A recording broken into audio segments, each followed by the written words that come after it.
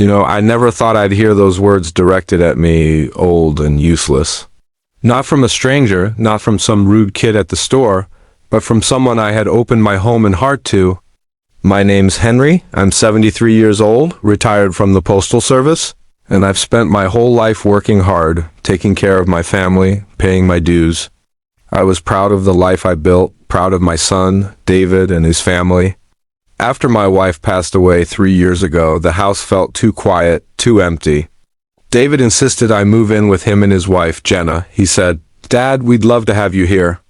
The kids adore you and it'll be good for all of us." I hesitated.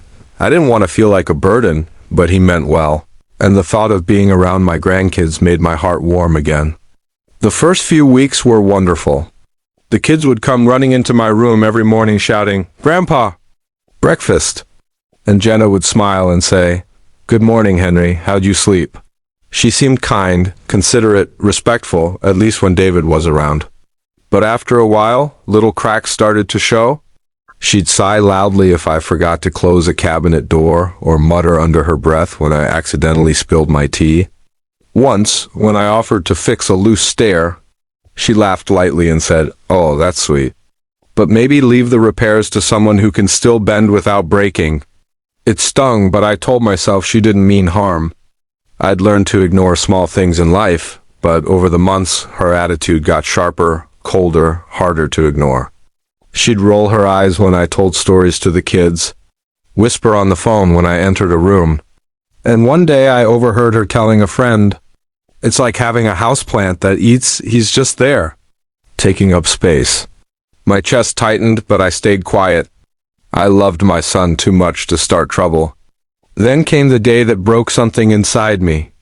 David had to travel for work for a week, so it was just me, Jenna, and the kids.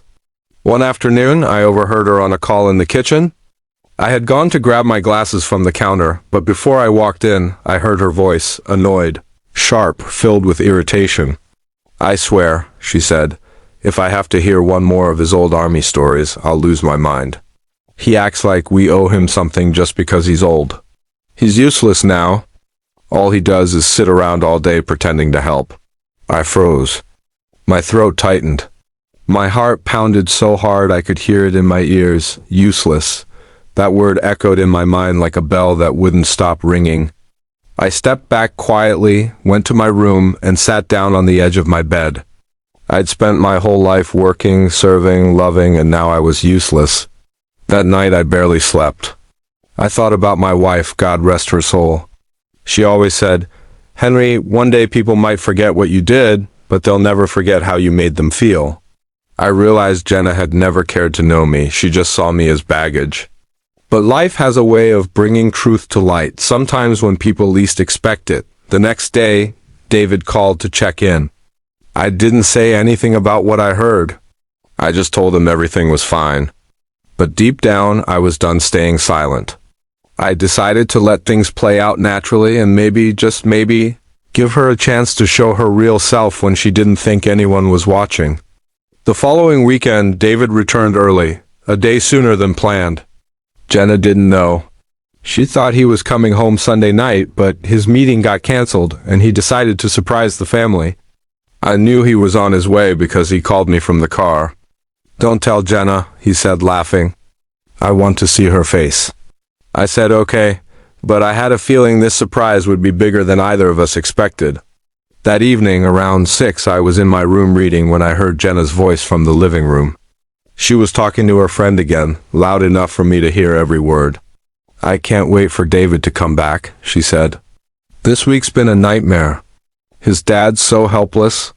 He dropped a plate this morning and just stood there staring at it like a lost puppy. I swear I've never met anyone so old and useless in my life." My heart sank again, but before I could react, I heard the front door open quietly. David had come home, early. He stood there, listening from behind the doorway. Jenna didn't even notice. She kept going, laughing with her friend. "I feel like a nurse, not a daughter-in-law. He's not my responsibility." David stepped forward, his face pale with disbelief. "Jenna," he said, his voice calm but shaking slightly, "what did you just say?" She spun around, eyes wide, dropping her phone. David, you're home early, she stammered. He crossed his arms and said, I heard everything. Every word. The color drained from her face. She tried to speak, but he cut her off. You called my father old and useless? The man who worked 2 jobs so I could go to college? The man who fixed this house with his own hands when we bought it? Tears welled in her eyes, but he wasn't finished. You don't get to talk about him like that. Not in my house. I was standing quietly by the hallway, my heart pounding, not wanting to make it worse, but David turned to me and said, Dad, I'm so sorry. I had no idea. I shook my head and said softly, It's all right, son. I'm just glad the truth came out. Jenna started crying, saying, I didn't mean it like that. I was just frustrated. But David wasn't buying it. No, Jenna, you meant it. You just didn't think anyone would hear. That night, the house was silent. Jenna stayed in the guest room. The next morning, David made breakfast for everyone himself, something Jenna usually did. When I walked in, he looked up and said, Dad, you're not going anywhere. This is your home as long as you want it to be. I smiled faintly, grateful but still heavy-hearted. Jenna tried to apologize, but something in her tone told me she was only sorry she got caught, not for what she said. A few days later, she packed her things and went to stay with her sister for a break. Maybe it was guilt, maybe embarrassment. Either way, she was gone. Over the following months, things slowly returned to normal. The kids still came running to my room every morning. David and I worked in the yard together, and for the first time in a long time, the house felt peaceful again. One evening, as I sat on the porch watching the sunset, David brought me a cup of coffee and said, Dad, I used to worry you'd feel like a burden living here. I thought Jenna was helping. I smiled and said, Son, sometimes people pretend to help when what they really want is control. But love, real love, doesn't humiliate. It doesn't whisper behind your back. He nodded slowly, eyes glistening. You're right. I took a sip of coffee and looked at him. I said quietly, I might be old, but I'm far from useless. I raised you, didn't I?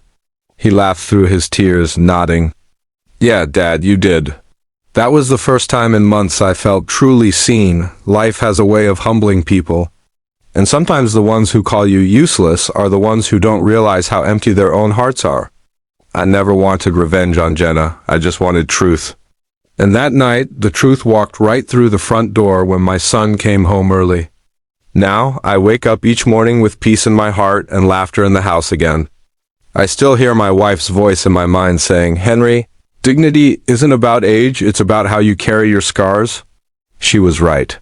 I might be old, but I carry my scars with pride. Because every wrinkle, every gray hair, every story I tell means I've lived, I've loved, and I've mattered. And that's something no one, not even a cruel whisper, can ever take away.